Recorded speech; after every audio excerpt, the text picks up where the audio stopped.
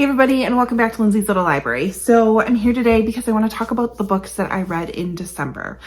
December tends to be a slower reading month for myself. It's just a crazy time of year. I'm pretty sure you all get that. But somehow I finished 8 books in the month. I keep trying to justify it. 2 of them were shorter books. One of them was something I was reading for a long time that I finally finished. So I really only read 5 full books. But still, I mean, it counts, right? 8 books is 8 books. I did a lot of audiobook listening to this month, so that's the majority of the books that I read. I think 3, 4, I don't know, whatever it is. Let's just get into them and talk about what I read this month. First one I finished was 5 Gold Rings by Kristen Bailey. This was something I found on, I call it Scribd. What is it called? Whatever the new name is. Script. This was something I was looking for, a Christmassy book, because we're in the beginning of December. I was trying to kind of, embrace the Christmas spirit. And it was just one that I randomly came across, and I'm so excited that I did. I ended up giving this book 4 stars. This one follows our main characters. We start the book out with our main character. Of course, I can't think of her name. She ends up coming home a little bit early, unexpectedly, and of course catches her boyfriend, soon to be maybe potentially fiance, in, the arms of another woman. Basically kicks him out. I love how she just took charge and handled and didn't listen to him. It was just nope, this is what happens and you're gone, and literally threw his stuff out the window. She was my girl at that exact moment. I'm like, okay, I can get behind her. We're just gonna be done with it, because that's what it should be. Anyway, so it's just a not great way for her to basically kick off the Christmas holiday. I believe that was either the day before Christmas Eve or Christmas Eve. It was right in the midst of the holiday season. So then she ends up going into work, and she's kind of looking for a way to distract herself, because she was supposed to spend the next few days with his family and do all the Christmassy things with his family. So she ends up, she works at a jewelry store, and they had 5 rings that still needed to be delivered basically by Christmas. So her and her coworker, who happens to be someone who has basically, he's been in love with her for ever. They end up teaming up to go and deliver these 5 gold rings. And it's so cute. It was so rom-com-y. It was so sweet. I absolutely loved it. Again, 4 stars. It was pretty much, it was the perfect thing that I was looking for at the time. So then I had to finish a couple of 5-star predictions, which I'm sure you already watched that video. But so then I picked up Things We Do in the Dark by Jennifer Hillier. So this one also starts out with quite the bang. We have our main character, Paris, and she's arrested in her own bathroom, covered in her husband's blood. She basically kind of wakes up to basically holding what could potentially be the murder weapon. He's dead.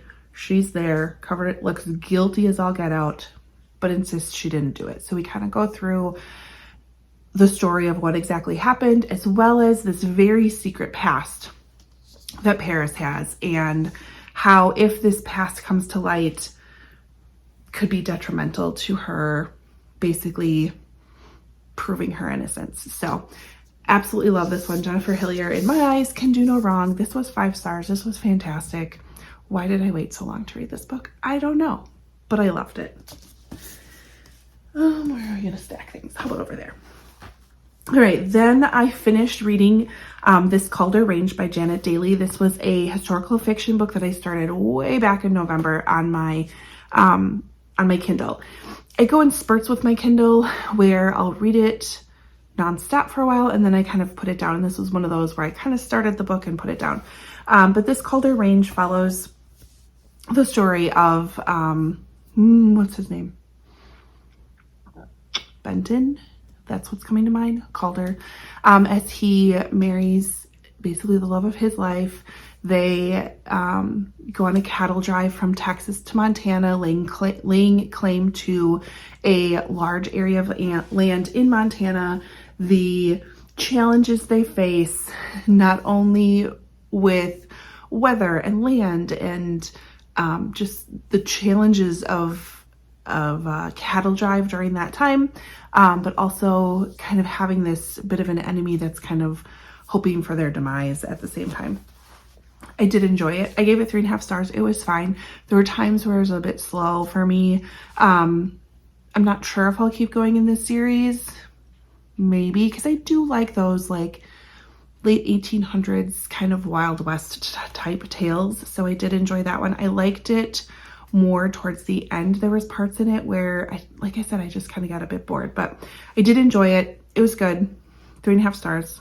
That's a decent rating in my opinion. So then, again, had to finish up my 5-star predictions. I read None of This Is True by Lisa Jewell. This has a bit of a interesting podcast element to it. So we have two basically main characters. There's Alex and Josie, and they end up kind of randomly meeting as they're both celebrating their 45th birthday. They both happen to be at the same restaurant there for their birthdays. They both kind of realize it. I believe they meet like in the bathroom and they're like, hey, it's also my 45th birthday and my 45th birthday, and we were born in the same hospital, and oh my goodness, this is kind of weird.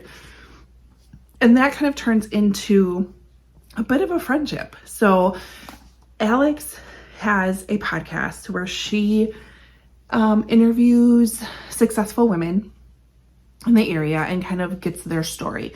And she decides, you know what, let's interview kind of an average woman and see what her story is. And Josie basically comes and says, you're going to want to tell my story. And then we start getting into Josie's story, and it is wild and crazy. And Alex gets kind of wrapped up in this craziness that Josie brings, and you don't know what to believe. Hence the title. None of it's true. Or is it? Or is it not? Or what's going on? It was great. I loved it. I love twisty books like that just leave me guessing. And I don't get frustrated. I'm just more of I'm along for the ride kind of a reader when it comes to that. I can see where some people might get a little frustrated with that book, but I loved it. So then I got back into my Christmassy reading spirit, and I was reading How the Grump Saved Christmas by Claire Kingsley.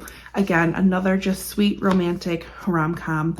We have a family farm, and what are our main characters? There's Elias Stoneheart and Isabel. So Isabel and her parents run this family farm in this little small town in New York. And it's become kind of like the destination for that town at Christmas time. So they sell Christmas trees, they have this Christmas village, they have Santa, the whole 9 yards. But it's in a bit of a difficult time. And Elias Stoneheart works in the city, and his boss basically has his eye on this farm and this land, and it's like, you need to go and convince them to sell it. And Elias is kind of skeptical because he has a past with Isabel and with this family. And so at the beginning, he's using that as an in to that to hopefully get this deal made so he can get this promotion and everything is great. And he hates Christmas and it's blah, blah, blah. But then he goes there and maybe starts to remember why he loved this family, and maybe starts to remember why he liked growing up there. And why Christmas isn't so bad, and it is magical, and it is something really special. So it was a really sweet book. I thoroughly enjoyed this one.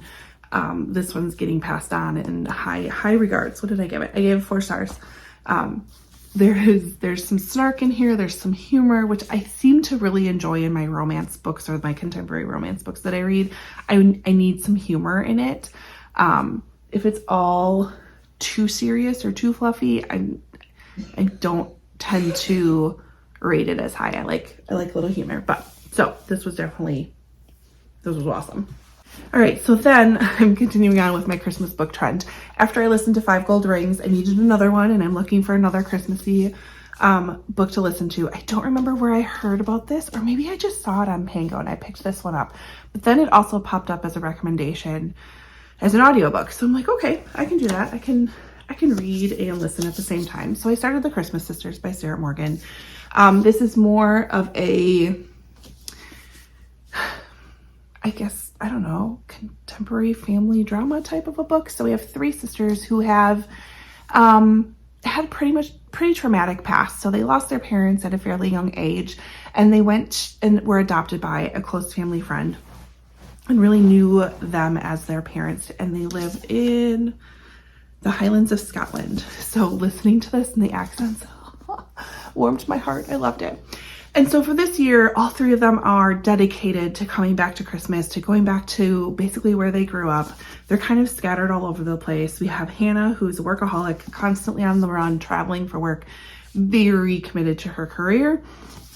We have Beth, who is a stay-at-home mom, having a bit of a personal crisis of like, is this the time that she re-enters the workforce? Because she's just not feeling as fulfilled being in that stay-at-home mom role and wanting something more. So both Hannah and Beth live in the United States, but then there is Posey, who stayed behind and is actually working at the little diner that the family owns.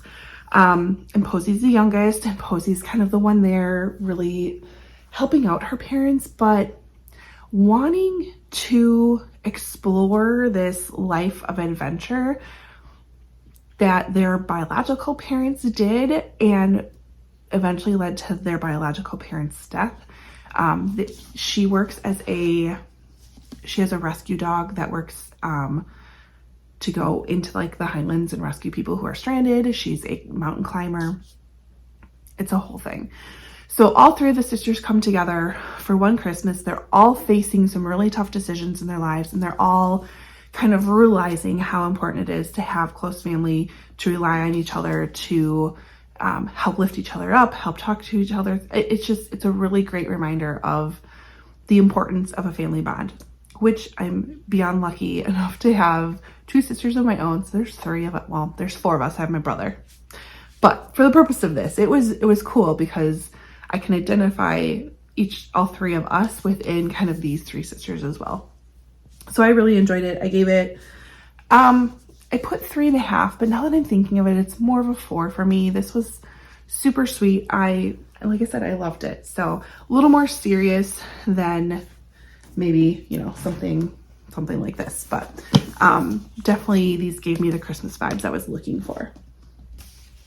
So then we get into the week of Christmas break, and the craziness that went along with it. So I was searching through my Kindle because I wanted something somewhat short to read, something that would grab my attention right away because of all of the chaos that was happening. I was really only reading at night, and it needed to be enough to keep me awake, basically.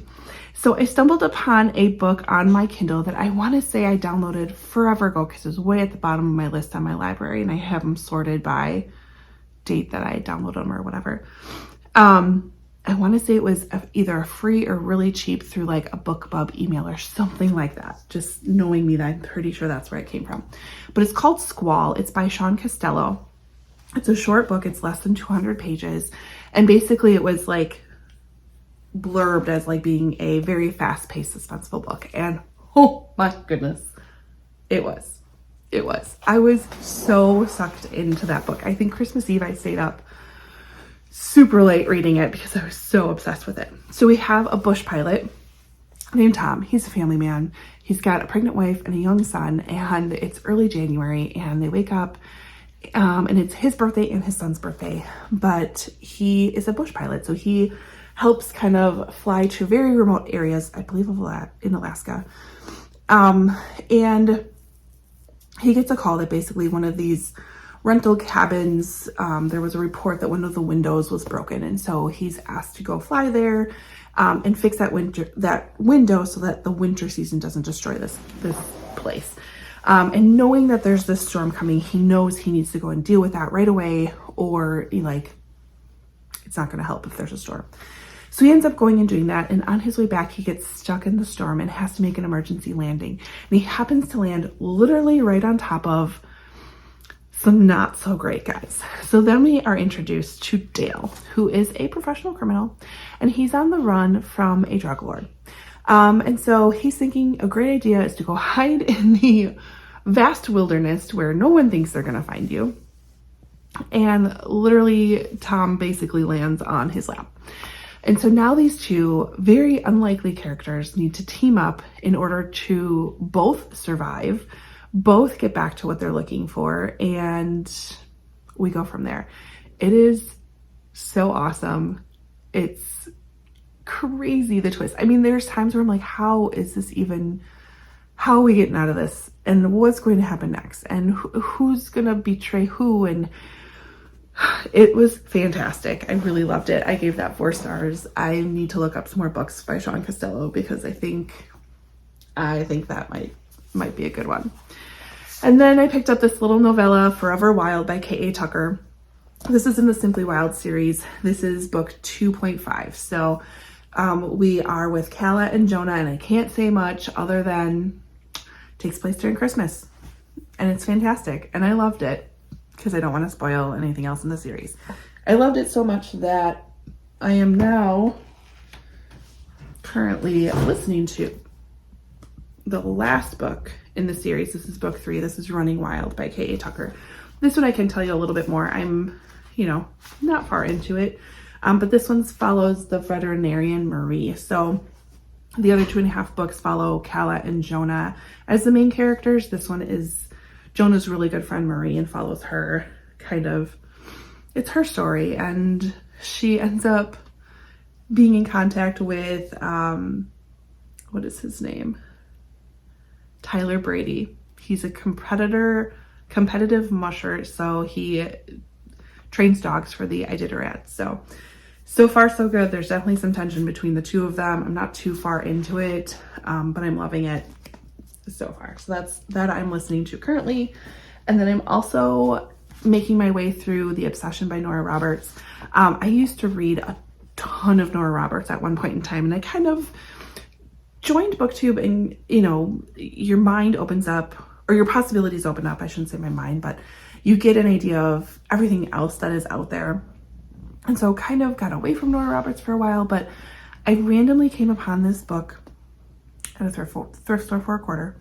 And I was waiting for my daughter because she's taking her time. So I'm like, oh, well, now what else am I going to do? I'll pick it up and start reading it. And immediately am pulled into this book because Bella's a 12-year-old girl who sees her father leave in the middle of the night, walking into the woods. And she's like, I wonder where he's going. I bet you it was a super, super hot night. And she's like, if he's going to go swim in the creek to cool off, then I'm totally going with him. And she takes off and follows him and realizes that's not what he's doing. He's going to this secret little hole in the ground root cellar where he stores missing women and does horrible things to them. And she ends up saving this girl. And then we go fast forward into the future where the rest of her story plays out. So I'm really, really close to finishing it. Nora Roberts fashion. She has this much of the book is crazy, super fast and intense and I can't stop reading it. And then you have this section of the book that's slow down, and it's more of a and here's why you need to love these characters, and here's what we're gonna do. We're gonna talk about all this character development, and you're just gonna fall in love with them. And then this end of the book is oh, and here's all the fast-paced shit that's gonna happen again. So it's kind of her MO. If you've ever read Nora Roberts, it's pretty typical of her. So it took me a little while to get through that middle section, but now we're in it. We are in it. So I'm excited to finish that one this month. Probably today, if I'm being honest with you. And then we have some 5-star predictions that I need to read. We have some book club books I need to read. I've got a whole mess of options for the new year. So I'm super excited to get to those. But just wanted to give you a tally for the month of December, 8 books. For the entire year, I read 103 books. Never in my life thought I would ever say I read over 100 books in a year. So that's fantastic. I'm still blown away by it.